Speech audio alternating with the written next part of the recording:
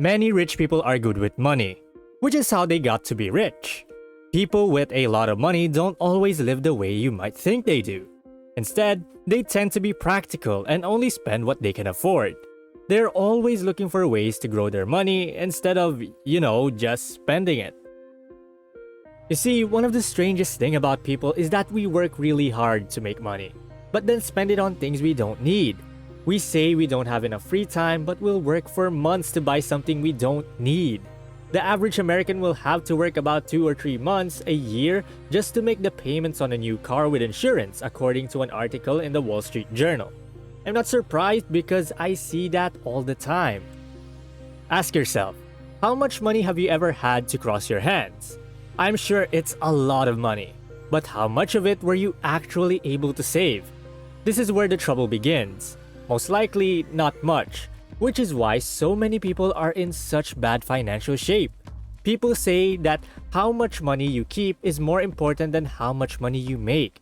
If you make $10,000 a month, you have to live in a very expensive city, pay a lot to get to your job, and then pay a lot to eat the same food that costs coins. That is not real wealth. One of the best things I've ever done was limit spending money on things I don't need. It doesn't sound like a very creative way to save money, but all you have to do to save money is look at how you are wasting money and stop doing it. Even though it sounds easy, most people can't do that. You see, no matter how much money you have, there are some things that make no sense to buy, no matter how much you have. In this video, I'll take you to the 6 things millionaires don't care to buy. If you're new to the channel, hit the subscribe button and that little notification bell icon so that you don't miss out on any of our video updates. Plus, it helps us spread the Thrive Wise love to help more people thrive wisely. Now, let's begin. Number 1. Coffee. How many cups of coffee are served each year? 1 billion? 10 billion? 100 billion cups? Nope. It's actually 146 billion in the US alone, and more than 400 billion around the world. A third of all coffee is served in the US. There seems to be enough people willing to spend $4 or $5 on a cup of coffee. No wonder this business is so big. Because coffee is such a big part of our culture, we are used to paying so much for something that costs less than 50 cents to make. Of course, the cafe has to pay for wages, electricity, rent, and a lot of other things. So it makes sense to buy a $5 coffee if you're going to sit there for hours doing whatever you need to do. But it's crazy to pay that much for a cup of coffee. People who say they live from paycheck to paycheck but spend that much on a cup of coffee are, well, a bit impractical. Number 2. If the things you need are not on sale, don't buy them. There are things you want and things you need, like toothpaste, toilet paper, stuff to shave with, and so on. You won't wake up one morning and decide not to brush your teeth anymore. For that, I keep a specific list of things I need to buy on a daily basis, so I will know what things I need when they are on sale. This is one of the best habits I have picked up. Yes, I do buy in bulk and I don't buy them when they aren't on sale. There will be sales from time to time because that's how stores work. Their supplier sends them products every week or every month, and the store has to get rid of those products before the next ones arrive. The best way to get rid of your current products is to put them on sale and let people like me finally buy them. I think this is one of the best ways to save money since you already know you need those things. All you have to do is plan ahead, make a list, and wait until they go on sale. It's like stocks. You wait for a correction and then you go all in. The same thing goes for clothes. Instead of buying clothes whenever you want, wait until they are on sale. Grocery stores and clothing stores are pretty much the same. Once the new collection comes in, they try to sell it to as many people as possible. However, there are usually some leftovers at the end of the month or season. So before the new collection comes in, they put the leftovers on sale for a huge discount, like 30% off, 50% off, or even 70% off in some cases. That's the time when you should buy clothes. If you only do it once or twice, it won't save you a lot of money. But if you make it a habit, it will save you a lot of money over time. Number 3. Cars. I was really happy when I bought my first car. I'm finally on wheels. I've been wanting this for so long. And no, I didn't borrow money to pay for that car. I paid in cash, which I was very happy about. I didn't know at the time that the real cost of owning a car would show up later. First of all, if you're a new driver like I was back then, your insurance will cost you a fortune.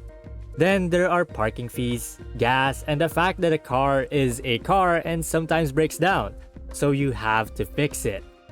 You might not spend much on your car the first year, but as time goes on, your costs will slowly start to go up. So if you live in downtown, don't own a car. Instead, use Uber, public transportation, or whatever.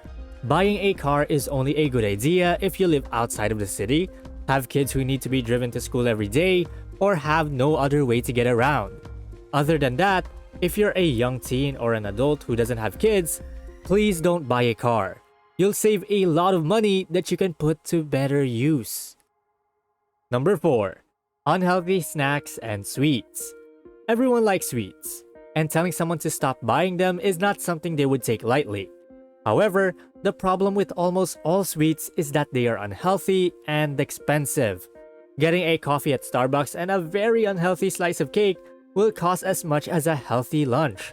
So if you stop spending money on unhealthy snacks, you will not only help your health, but you will also help your bank account. What else could be better? Okay, we're about halfway through this video, so I'd like you to help me out in some way. Immediately pause this video and do me a huge favor by clicking like, and if you're new to the channel, kindly click subscribe. If you did, you're great, and we really appreciate your help. Rest assured, we'll bring you more videos that will help you thrive wisely. And going back, number 5, loans. I remember when I was younger, I was quite naive. I thought that people would really pay back your loan and be grateful if you helped them out when they really needed it.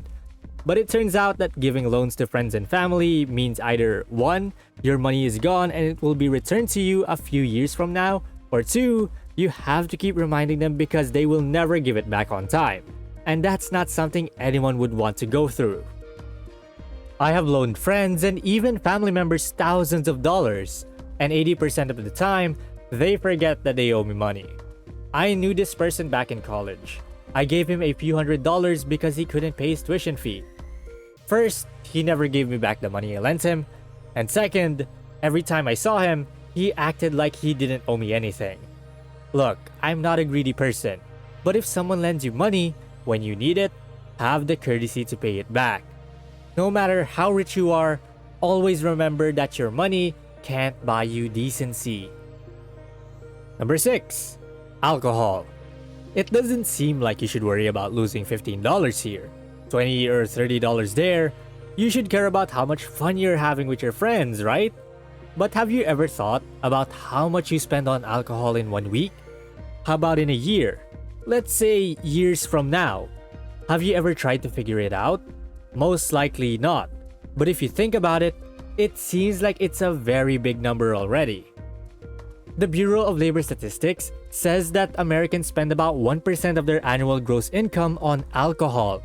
That's $565 a year for the average family. $5,650 in 10 years, or $22,600 over 40 years.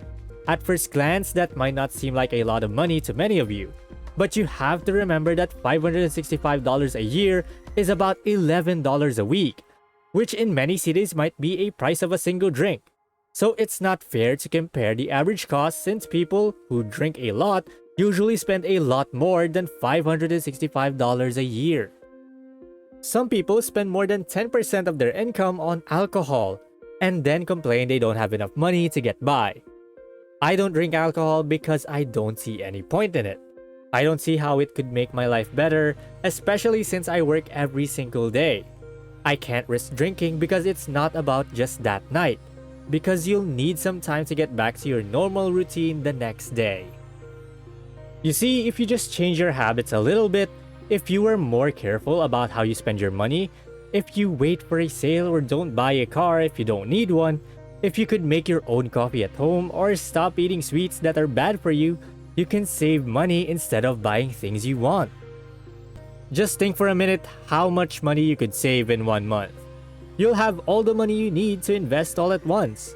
That you can invest in stocks or save for a down payment so you can get a mortgage. It could be anything, but it will be better than blowing it up in a bar on a single night just to have fun. And thank you guys so much for watching today's video. If you enjoyed this, then you will probably learn a lot more from watching this other video. Money lessons most people learn too late.